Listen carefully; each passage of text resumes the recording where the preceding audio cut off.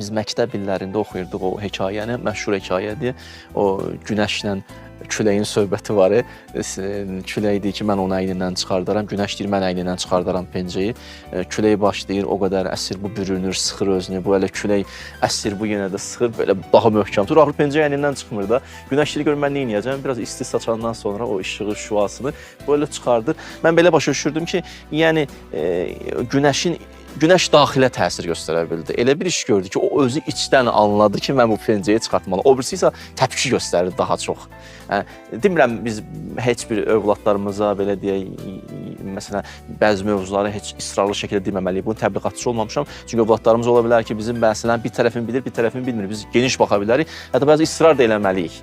Amma bunun kənarında və mühüm mövzu budur ki, daxildən biz onu hərəkətə gətirməliyik.